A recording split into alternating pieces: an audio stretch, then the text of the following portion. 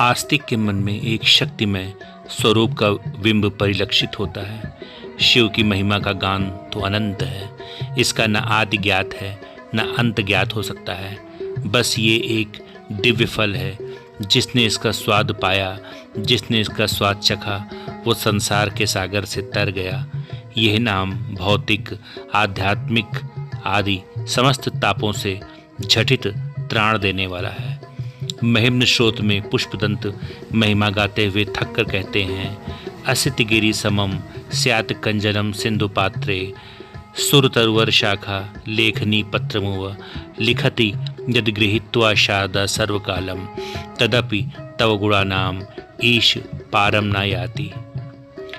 यदि सुमेरु पहाड़ सकाली का भंडार हो और उसको समुद्र में डालकर स्याही बनाया जाए और देवताओं के सर्वश्रेष्ठ वृक्ष कल्प वृक्ष की शाख को लेखनी बनाकर पूरी पृथ्वी को कागज बनाया जाए और सरस्वती हमेशा इन उपकरणों से शिव के गुणों की महिमा को लिखती रहें, तब भी हे शिव, आपके गुणों का अंत नहीं हो पाएगा, आपकी पूर्ण महिमा को नहीं जाना जा सकेगा।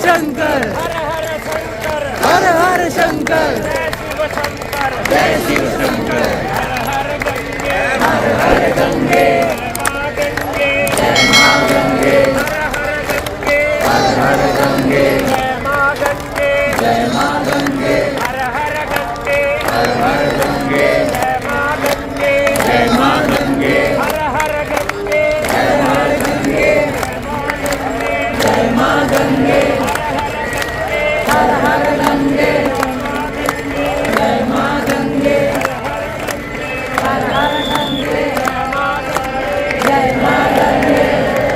सभी लोग दोनों हाथ खड़े करके शरणागत भाव से जोर से मेरे साथ जयकारा लगाएंगे। बोलो गंगा मैया की जय, बोलो गंगा मैया की जय, बोलो सातों दरबार की जय। आप सभी को मेरा नमस्कार। इस समय हम हरिद्वार में पतित पावनी माँ गंगा की आरती का आनंद ले रहे हैं। जब शिव को हम समझ नहीं पाते तो पूर्ण ज्ञान स्वरूप गुरु में उनको पूज्य भाव से समाहित कर विराजित कर कहते हैं, यो गुरु सह शिवा प्रोक्तो यह शिवा सह गुरुअम स्मृता उभयोन्तरा नास्ति गुरोपि शिवस्य च। जो गुरु है वही शिव है, जो शिव है वही गुरु है। इन दोनों में कोई अंतर नहीं, शिव और गुरु एक ही हैं। ऐसे महामहिमाशाली शिव के पूजन पर अनेक ग्रंथ, पद्धतियाँ एवं शास्त्र रचित हुए। अनेकों देवों ने शिव को अनेकों रूपों में उपास्य बताया और उपासकत्व गौरवलब्ध जगत प्रतिष्ठित हुए। शिव विद्यालयों में शिव के 16 प्रकार के लिंगों का वर्णन आया है, जिसमें तांबा, शीशा, लोहा, सोना, चांदी, रत्नमय आदि का वर्णन है। उनमें से ही एक सर्वश्रेष्ठ लिंग है रसलिंग। रस के शास्त्रों में अनेकों नाम हैं।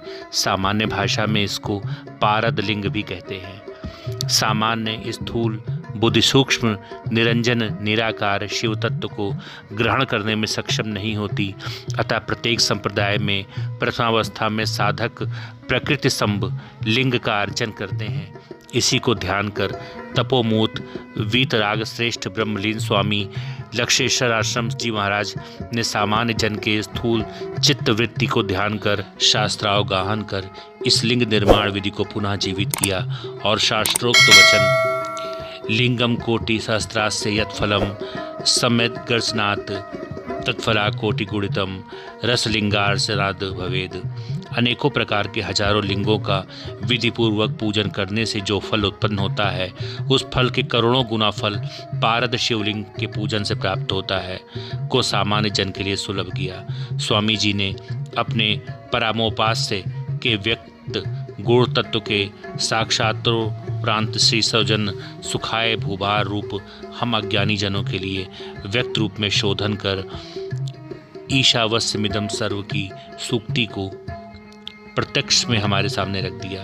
ये विधि अत्यंत गूढ़ और श्रम साध्य है जिसका अनेकों आधुनिक रसायनविद, केमिस्ट और शोधकर्ता खोज कर रहे हैं, फिर भी द्रव को बिना किसी दाब या ताप के घनीभूत ठोस अवस्था में परिवर्तित नहीं कर पा रहे हैं। पारा ही वो धातु है जो द्रव अवस्था में प्राप्त होता है और तापमान के घटने बढ़ने का सर्वोत्तम संकेतक है।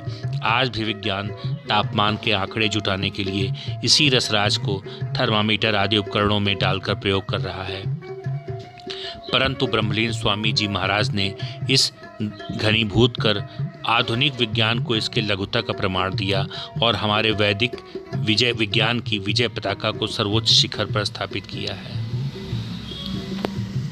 पारद शिवलिंग कामेश्वर और कामेश्वरी अथवा प्रकृति और पुरुष के अनुपम संयोग को दर्शाते हुए स्थित है। पारदेश्वर शिव की पूजा से पराप्रसाद दीक्षा की प्राप्ति होती है। उनकी महिमा की स्तुति पाठ से अल्प तपस्या का फल नहीं मिलता, प्रत्युत जो फल कठिन तप से प्राप्त होता है वो फल मिलता है। इसलिए साधक को उपर्युक्त पर प्रसाद दीक्षा मंत्र से पारद शिवलिंग की अर्चना पूजन करना चाहिए। इस पूजन से 6 मास के अंदर ही सभी प्रकार की सिद्धियों अधिपति पद की प्राप्ति हो जाती है। जो शिवलिंग करोड़ों गुना अधिक फल देने वाला है, ऐसे शिवलिंग का दर्शन पूजन कर हमने यदि अपना जीवन कृतार्थ नहीं किया तो हमने हाथ आए अमृत को भूमि पर बिखेरने जैसा भीषण कृत्य कर अपने आत्मबोध का अवसर गंवा दिया। भगवान भोलेनाथ हम सभी का कल्याण करें। हरिद्वार जंक्शन रेलवे स्टेशन से 2 किलोमीटर की दूरी पर हरिद्वार के कनखल में हरिहर आश्रम के अंदर पारद शिवलिंग स्थित है। पारद शिवलिंग हरिहर आश्रम में पूजे जाने वाला एक अनोखा शिवलिंग है और ये भगवान शिव को समर्पित है। इस शिवलिंग की पहली पूजा सन 1986 में कुंभ मेले के दौरान की गई थी। पारद शिवलिंग का शाब्दिक अर्थ है पारा शिवलिंग। ये पवित्र शिवलिंग 151 किलोग्राम शुद्ध पारे से बना है। यह शिवलिंग दुनिया में अपनी तरह का एक अनूठा शिवलिंग है। पारे का जमना ही एक अनूठी प्रक्रिया है जो इस तीर्थ स्थल को लोकप्रिय बनाती है। हजारों भक्त पारद शिवलिंग की पूजा करने के लिए हरिहर आश्रम आते हैं और इस मंदिर को पारदेश्वर महादेव के नाम से भी जाना जाता है। आश्रम परिसर में भगवान शिव को समर्पित एक बेहद ही दिव्य महामृत्युंजय का एक सुंदर मंदिर है और यहाँ एक बहुत ही बड़ा रुद्राक्ष का पेड़ भी है। सनातन धर्म में रुद्राक्ष का प्रयोग भगवान शिव के अंश के रूप में किया जाता है। रुद्राक्ष का महत्व इसलिए भी अधिक है क्योंकि माना जाता है कि रुद्राक्ष का जन्म भगवान शिव के अश्रुओं से हुआ था। भगवान शिव और रुद्राक्ष के संबंध को शास्त्रों में बहुत ही विस्तार से बताया गया है। साथ ही ये भी बताया गया है कि रुद्राक्ष कैसे उत्पन्न हुआ। आध्यात्मिक मान्यता है कि रुद्राक्ष को भगवान शिव का अंश माना जाता है। ऐसा इसलिए क्योंकि रुद्राक्ष उत्पत्ति भगवान शिव के अश्रुओं से हुई थी। इसलिए शिव जी की उपासना में रुद्राक्ष के प्रयोग को धार्मिक दृष्टिकोण से बहुत ही महत्वपूर्ण माना जाता है। ये मान्यता भी है कि रुद्राक्ष धारण करने वाले व्यक्ति से देवादिदेव महादेव सर्वाधिक प्रसन्न रहते हैं। किंवदंतियों के अनुसार त्रिपुरासुर नामक दैत्य को अपनी शक्ति का बहुत घमंड हो गया था। इस वजह से उसने धरती लोक के साथ देवलोक में भी हाहाकार मचा दिया था। त्रिपुरासुर को कोई भी देवता या अस्त्र परास्त नहीं कर पा रहे थे, जिस वजह से वो सभी भोलेनाथ के पास अपनी प्रार्थना लेकर पहुँचे और उन्होंने त्रिपुरासुर के आतंक से मुक्ति के लिए महादेव से विनती की। देवता जब कैलाश पर्वत पर पहुँचे तब उसमें भगवान शिव योग मुद्रा में अपने नेत्रों को बंद कर गहन तप में लीन थे। जब भगवान शिव ने अपना नेत्र खोला तब उनकी आंखों से कुछ अश्रु छलककर धरती पर गिर पड़े, जिससे रुद्राक्ष के वृक्ष उत्पन्न हुए। जहाँ जहाँ भगवान शिव के आंसू गिरे वहाँ वहाँ रुद्राक्ष के वृक्ष उगाए। इसलिए रुद्राक्ष को भगवान शिव के तीसरे नेत्र का स्वरूप मानकर पूजा किया जाता है। इसके पश्चात भगवान शिव ने अपने त्रिशूल से त्रिपुरासुर का वध किया और उसके अत्याचारों से सभी को मुक्त कराया। एक अन्य किंवदंती के अनुसार जब माता सती ने अग्नि में स्वयं को समाहित कर आत्मदाह किया था तब महादेव अत्यंत विचलित हो उठे थे और उन्होंने माता सती के शरीर को लेकर तीनों लोकों में विलाप करते हुए विचरण किया था। इस दौरान भगवान शिव जिस जिस स्थान से गुजरे वहाँ उनके आंसू गिरते रहे और जहाँ जहाँ भगवान शिव के अश्रु गिरे वहीं वहीं रुद्राक्ष के वृक्ष का जन्म हो गया। वृक्ष में लगे फलों को रुद्राक्ष नाम से जाना गया। भगवान शिव के प्रिय रुद्राक्ष के 14 प्रकार हैं। इनमें से एक मुखी रुद्राक्ष को भगवान शिव का अंश माना जाता है। 2 मुखी रुद्राक्ष अर्धनारीश्वर, 3 मुखी रुद्राक्ष को अग्नि का स्वरूप माना जाता है, 4 मुखी रुद्राक्ष को ब्रह्म, 5 मुखी रुद्राक्ष को कालाग्नि और 6 मुखी रुद्राक्ष को कार्तिकेय का स्वरूप मानकर पूजा किया जाता है। इसके साथ ही 7 मुखी रुद्राक्ष को कामदेव, 8 मुखी रुद्राक्ष को भगवान श्री गणेश और भगवान काल भैरव का स्वरूप माना जाता है। शास्त्रों में यह भी बताया गया है कि 9 मुखी रुद्राक्ष माँ भगवती और शक्ति का स्वरूप है, 10 मुखी रुद्राक्ष 10 दिशाओं और यम का स्वरूप है, 11 मुखी रुद्राक्ष को साक्षात भगवान रुद्र का स्वरूप माना जाता है और 12 मुखी रुद्राक्ष सूर्य, अग्नि और तेज, 13 मुखी रुद्राक्ष विजय और सफलता और अंत में 14 मुखी रुद्राक्ष को भगवान शंकर का स्वरूप माना जाता है। धर्म ग्रंथों में कहा गया है कि जिस घर में रुद्राक्ष की पूजा की जाती है वहाँ सदैव माता लक्ष्मी वास करती हैं। साथ ही रुद्राक्ष धारण करने वाले व्यक्ति को दीर्घायु का आशीर्वाद प्रदान होता है। इसके साथ ही रुद्राक्ष पहनने से मानसिक परेशानियां और हृदय रोग जैसा खतरा भी टल जाता है। जो व्यक्ति नित्य दिन रुद्राक्ष की माला से ओम नमः शिवाय महामंत्र का जाप करता है उन्हें भगवान शिव का आशीर्वाद अवश्य प्राप्त होता है। वैज्ञानिक दृष्टिकोण से भी रुद्राक्ष को बहुत ही महत्वपूर्ण माना जाता है। रुद्राक्ष में ऐसे वनस्पतिक गुण होते हैं जो शारीरिक जल स्पर्श से विद्युत शक्ति पैदा करते हैं। मंत्रों का जाप करते समय जब उंगलियों में रुद्राक्ष का स्पर्श होता है तो शरीर के अंदर रोग से लड़ने की शक्ति जागृत होती है, जिससे आक्रामक रोगों से मुक्ति प्रदान करने में सहायता मिलती है। आज हम आपको ले आए हैं इस हरिहर आश्रम जो कि हरिद्वार में स्थित है। हम आपको इस आश्रम के बारे में कुछ बता दें।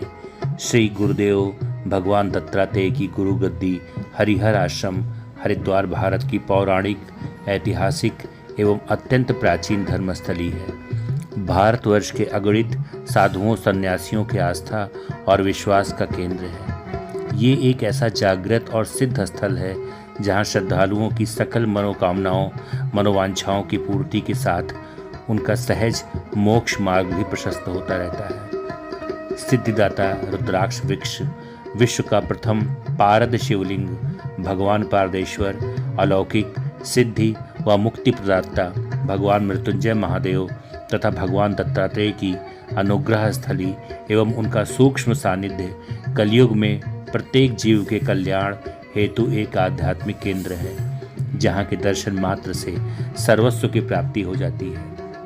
वर्तमान में श्री पंचदश नाम जूना पीठ के आचार्य महामंडलेश्वर स्वामी अवधेशानंद जी गिरि जी महाराज हैं। सुबह सुबह भगवान शंकर का नाम लेने से जीवन में एक ठहराव का भाव उत्पन्न होता है, गंभीरता आती है। सुबह सुबह ले शिव का नाम, कर ले बंदे ये शुभ काम। सुबह सुबह ले शिव का नाम, कर ले बंदे ये शुभ काम। शिव आएंगे तेरे काम, शिव आएंगे तेरे काम, सुबह सुबह ले शिव का नाम, सुबह सुबह ले शिव का नाम, सुबह सुबह ले शिव का नाम।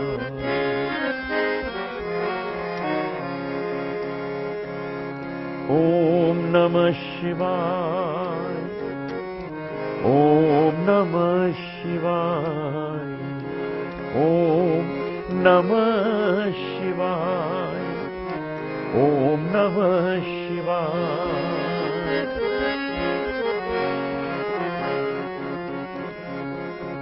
खुद को राख लपेटे फिरते, औरों को देते धन धाम, खुद को राख लपेटे फिरते, औरों को देते धन धाम, देवों के हित विष पी डाला, नीलकंठ को कोटि प्रणाम।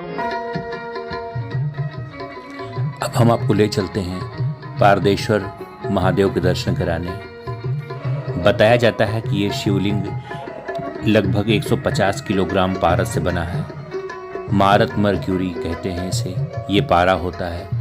पारे के बारे में तो प्राय आप सभी जानते होंगे कि पारा ही एकमात्र ऐसी धातु है जो सामान्य स्थिति में भी द्रव रूप में रहता है। मानव शरीर के ताप को नापने के यंत्र तापमापी अर्थात थर्मामीटर में जो चमकता हुआ पदार्थ दिखाई देता है वही पारा धातु होता है। पारा शिवलिंग इसी पारे से निर्मित होता है। पारे को विशेष प्रक्रियाओं द्वारा शोधित किया जाता है जिससे वो ठोस बन जाता है, फिर तत्काल उसके शिवलिंग बना लिए जाते हैं।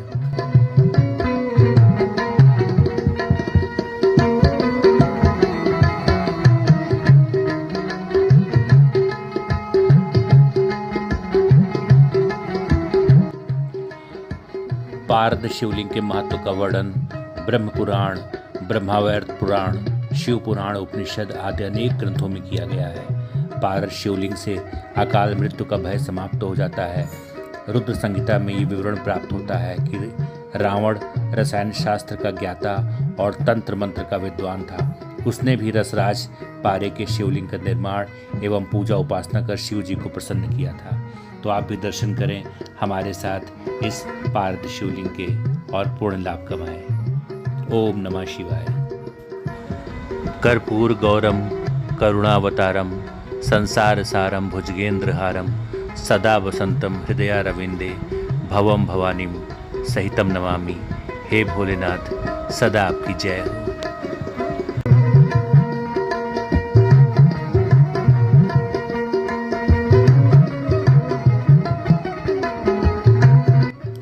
पारद शिवलिंग से धन धान्य आरोग्य पद प्रतिष्ठा सुख आदि प्राप्त होते हैं। नवग्रहों से जो अनिष्ट प्रभाव का भय होता है उससे मुक्ति भी पारद शिवलिंग से प्राप्त होती है। पारद शिवलिंग की भक्ति भाव से पूजा अर्चना करने से संतानहीन दंपति को भी संतान रत्न की प्राप्ति हो जाती है। 12 ज्योतिर्लिंग के पूजन से जितना पुण्य काल प्राप्त होता है उतना पुण्य पारद शिवलिंग के दर्शन मात्र से मिल जाता है। पारद शिवलिंग बहुत ही पुण्य फलदायी और सौभाग्यदायक होते हैं। जब आप पारद शिवलिंग के दर्शन करके मंदिर से बाहर आएंगे तो आपको तमाम धार्मिक चीज़ें, ये देखिए जैसे कलावा, स्फटिक शिवलिंग, स्फटिक से बने यंत्र, श्री अवधेशानंद जी की लिखी पुस्तकें, उनके ज्ञान को संकलित करती हुई पुस्तकें, रुद्राक्ष जो कि इसी मंदिर प्रांगण में लगे हुए रुद्राक्ष के वृक्ष से उत्पन्न हुए हैं, वो आपको मिल जाएंगे। जो भी चाहें आप ले सकते हैं। तमाम तरह की धार्मिक पुस्तकें भी यहाँ उपलब्ध हैं।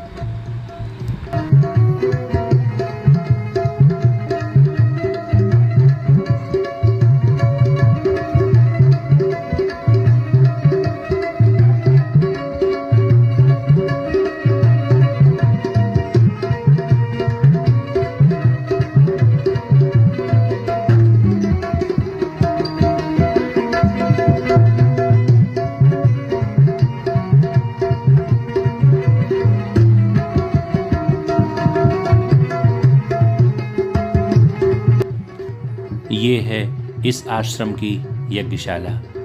यहाँ पर भोलेनाथ को प्रसन्न करने के लिए यज्ञ आदि का आयोजन होता रहता है।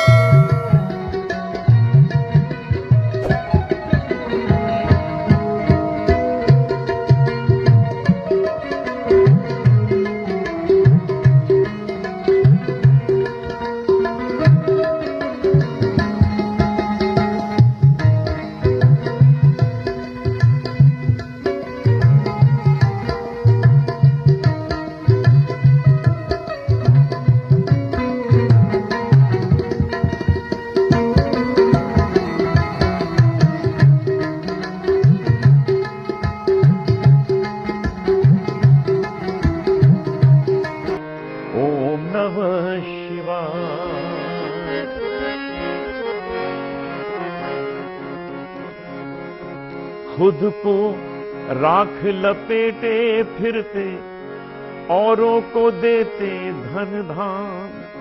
खुद को राख लपेटे फिरते, औरों को देते धन धाम।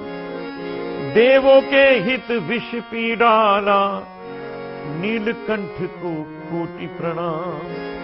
देवों के हित विष पी डाला, नीलकंठ को कोटि प्रणाम। सुबह सुबह ले शिव का नाम, सुबह सुबह ले शिव का नाम। सुबह सुबह ले शिव का नाम, सुबह सुबह ले शिव का नाम।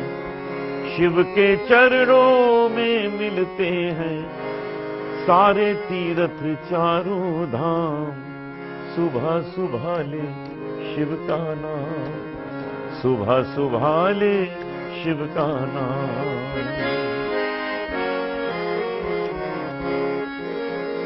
करनी का सुख तेरे हाथों, शिव के हाथों में परिणाम। करनी का सुख तेरे हाथों, शिव के हाथों में परिणाम। सुबह सुबह ले शिव का नाम, बन जाएंगे तेरे काम। सुबह सुबह ले शिव का नाम, बन जाएंगे तेरे काम।